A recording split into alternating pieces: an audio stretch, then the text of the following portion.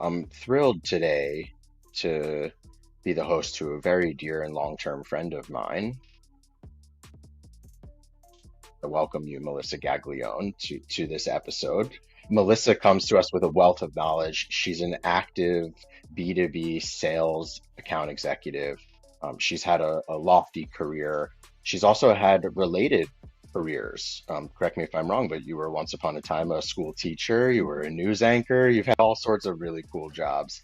And all of those culminate you into having a really strong foundation, not only as a career sales executive, but also as a sales coach, a sales mentor, and specifically relevant to the conversation for today is a coach and mentor to the SDR. And the SDR in a SaaS business is a very specific role. This role is really about pick up the phone and start dialing. And that's what we're going to do today is demystify the cold call. I think that's a really scary part for most non-technical founders that have not had a sales experience in their background.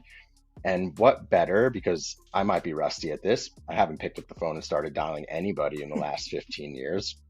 I just haven't had to. But I think this is something that you actively coach, that you actively see success and failure and encouragement and all sorts of fun things that I'm hoping to get packed into this episode. So Melissa, welcome. Thanks for taking time out of your super busy day. And feel free to introduce yourself and the things that you're working on. Absolutely. Super excited to be here. Such a pleasure hanging with you, Justin and Mike. So I agree. Everything that you've shared is exactly right. And part of what I'm doing is also the path to bootstrapping and being my own founder. And even though that dream is evolving and it's something that is going to, I have these dreams and ideas, but I'm curious to see how they're actually going to play out. So I'm open to being agile and, listening to the market and figuring out what's best. But as part of this and what y'all are doing here today is you're trying to see if your product, if there is a market for it. And not everyone's going to say yes on the phone. You're going to get a lot of no's. I used to actually, when I was an SDR, I would have a T chart that was like F you and yes. And around every 8 FUs, I would get a yes. And so every time I would get turned down, I'm like, okay, I'm one step closer to that yes. One step closer to that yes. Like an FU is okay. Like there's I'll get that yes eventually. So cold calling, even though you're going to get a lot of FUs, when you get that yes, it is the best feeling because it's instant and you booked a meeting or you made a sale, whatever it is that you're trying to accomplish on that cold call. And it can be a little bit addicting because once you get that yes, then you're going to want more and more and more, but you just can't focus on the no's. You can't let the no's bring you down. And you're going to need, some people averaged 8, some people averaged 15 no's to get a yes. Like everyone and every product is going to be different. So I'm excited to start dialing today. I do want to plug the work that you're doing, melissagaglionesales.com, coming out with all sorts of incredible coaching material. So I do not claim to be the foremost teacher of sales, type of mentorship in the sales motion, a practitioner. I'm not perfect, but I do seek coaching and mentorship from folks like you. So for our audience and anybody that's listening, for you to get coaching, get mentorship in the things that you're just not strong in. We're all not strong in something. So kudos to you for running at this. You've proven to be excellent at it. What I would like to say is there are definitely some vocabulary words here that you allude to but didn't quite say. The first one that comes to mind is the law of averages. And through that, your average is roughly 8 calls gets you a yes. Some folks are going to be 15. Some folks are going to be an entire day of no, but tomorrow will yield a yes.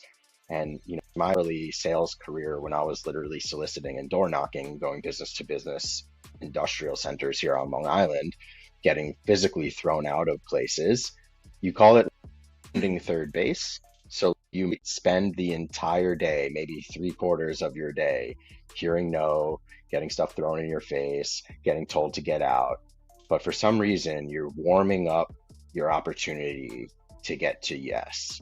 And then it starts happening consecutively. And it probably has to do with your jitters, your own energy, your own doubts about your possibility to close.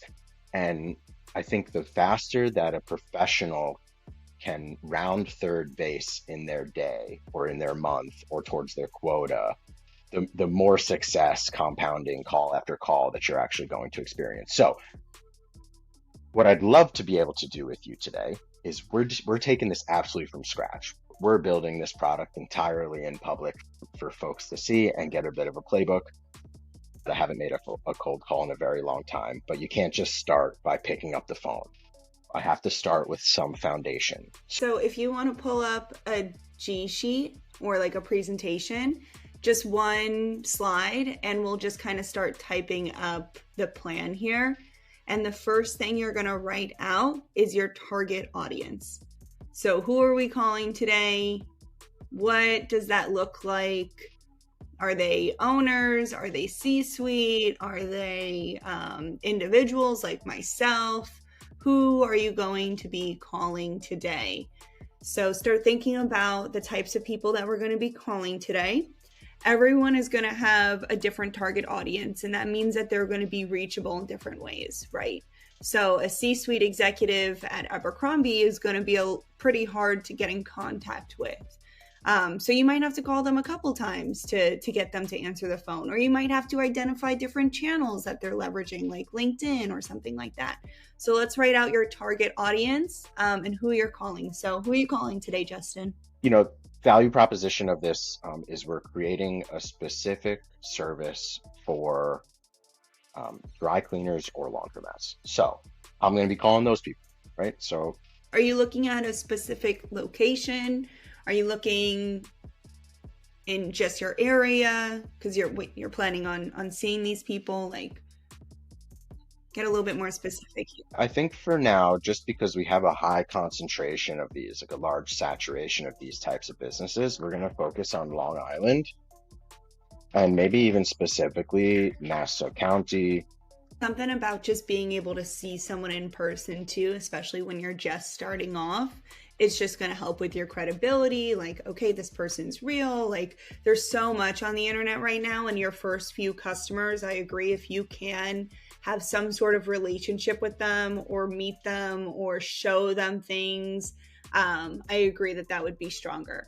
Okay, so target audience, great. And now the problems that they are facing today. Let's write out some problem statements. What are some of the challenges that Long Island dry cleaners are experiencing today?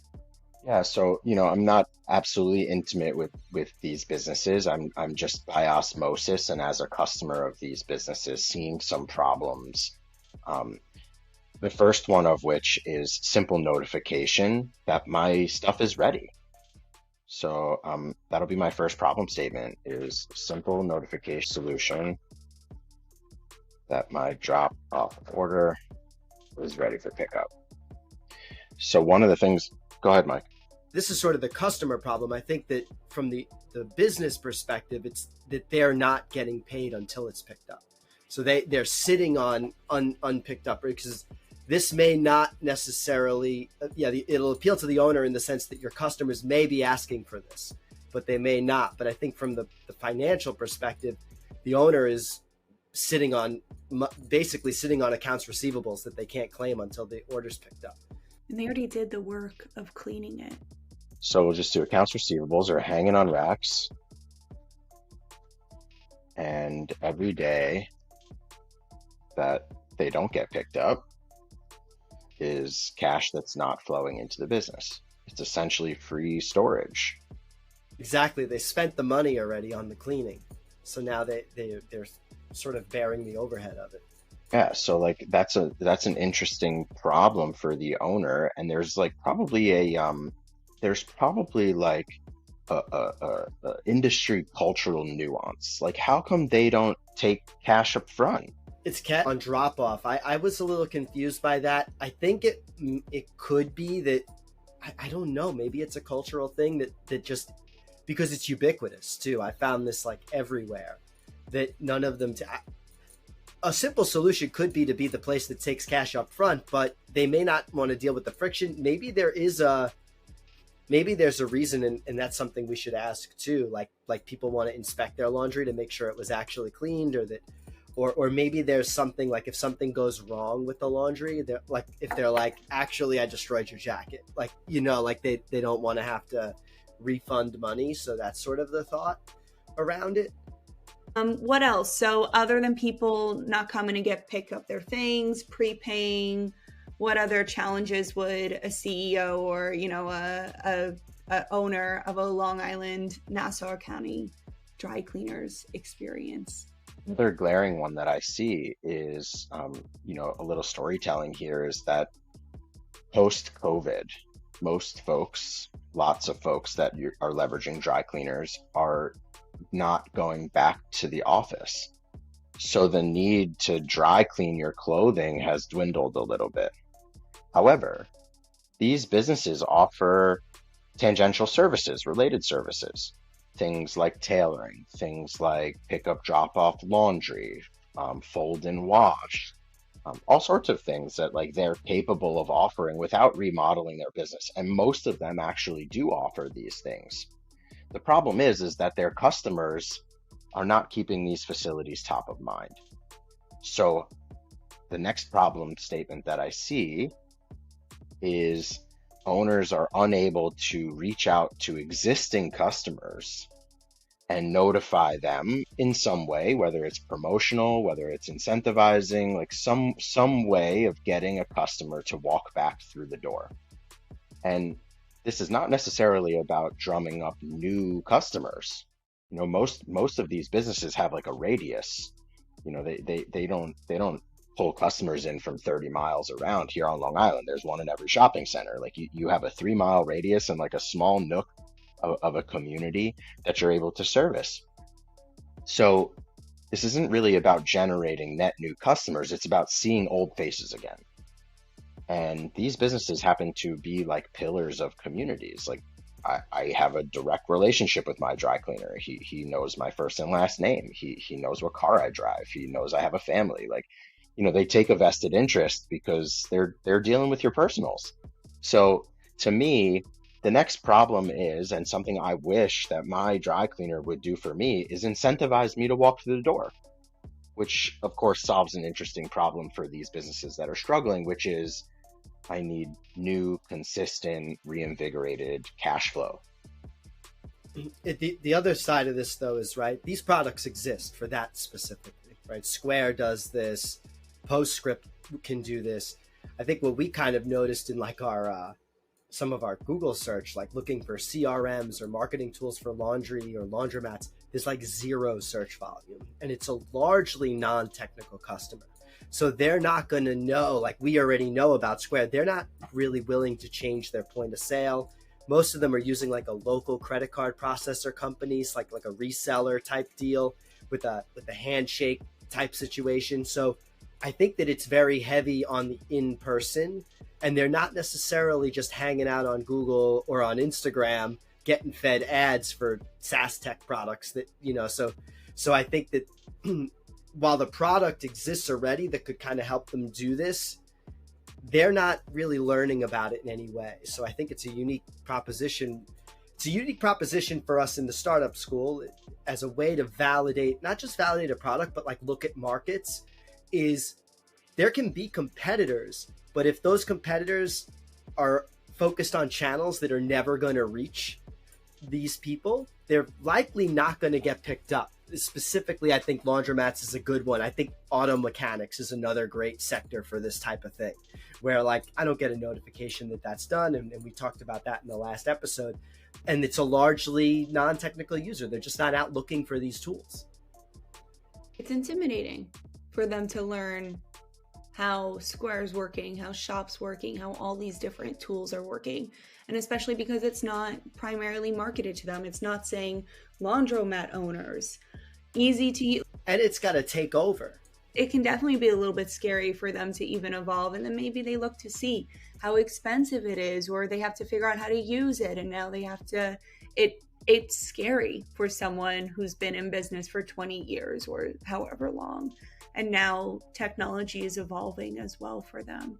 So having an easier, simplified way for them that they can understand it in their terminology, rather than what, Square, these other companies are advertising that they can do. And they're not thinking about the laundromat guy at all. And this is really designed to do one core thing specifically, which is generate revenue for these businesses that are not savvy. They're just generally boring businesses. They don't have a large technology motion. They're, for the most part, not going to go and adopt a full point of sale solution like a Square. They're just not there. So this is a very simple solution, which is simply just the idea of generating revenue from existing customers, which I think is like less intimidating. Like, I'm not trying to like do a huge outreach program. This is not like a crazy marketing scheme to like pull in new faces. This is like, talk to people you've already talked to and give them a reason to come say hi. It's hard to get a business that's losing money to spend money on something like a point of sale too. So I think that's another thing that we've seen with other products we've built, other customers of ours that have wanted to build products, is when you get into a market like this, it's sort of like the e-commerce owner too, that doesn't make a lot of money through their website and it kind of falls into disrepair. And then they're like, hey, you have to invest, 20 to 30 grand to get this back into a good situation. It's like, well, it's not really generating any revenue, but it's not generating any revenue because you don't have this. But it's very hard for these business owners that really work on like a very more of an old school business mentality of like a cost plus type mentality. Like, these are my costs, these are my revenues, to kind of reinvest that, especially at the end of their career where they're probably looking to harvest some of those profits for retirement and potentially sell off the business itself.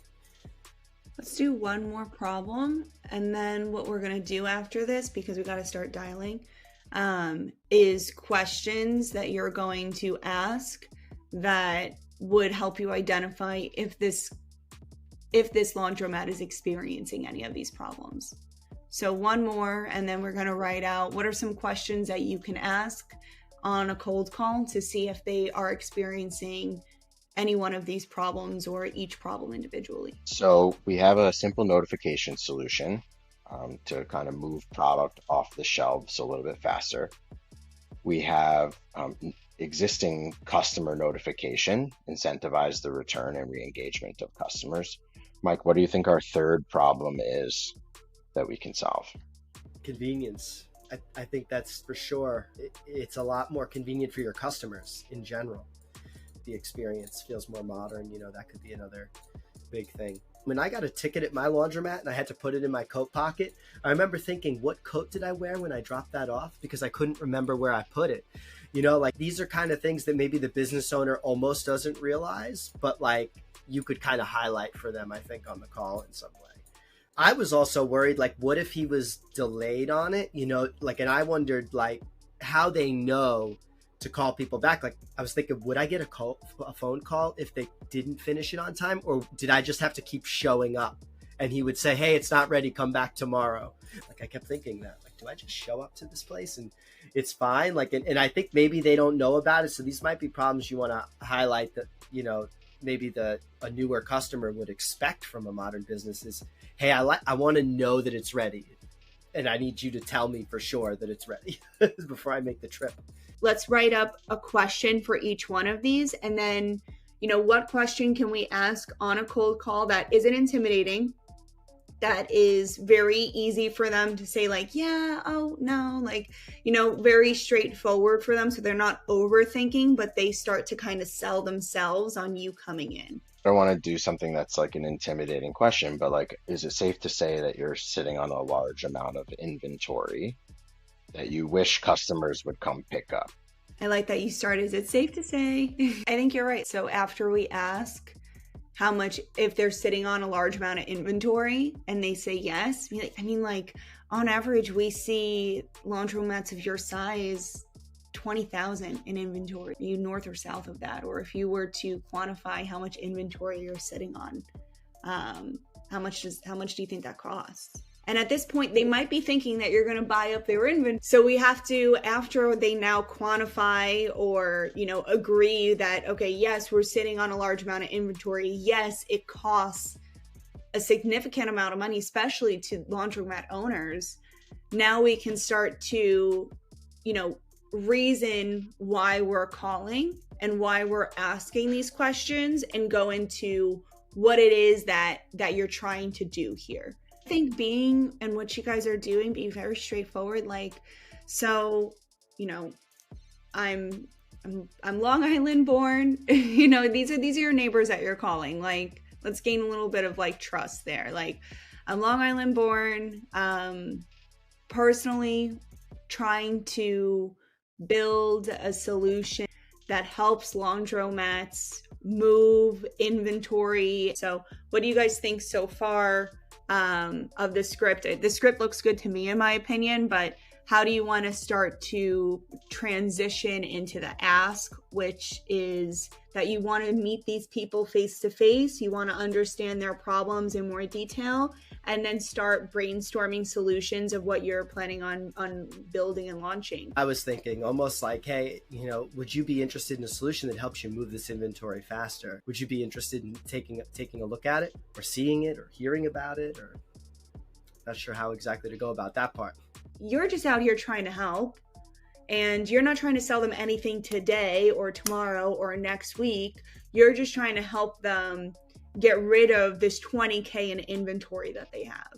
Are you gonna be working at 11 a.m. next Wednesday? I can swing by for 10-15 minutes. When is the least busy time that everyone's there?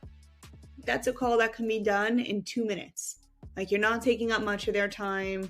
You're in and out in 2 minutes. You're kind of going right into it.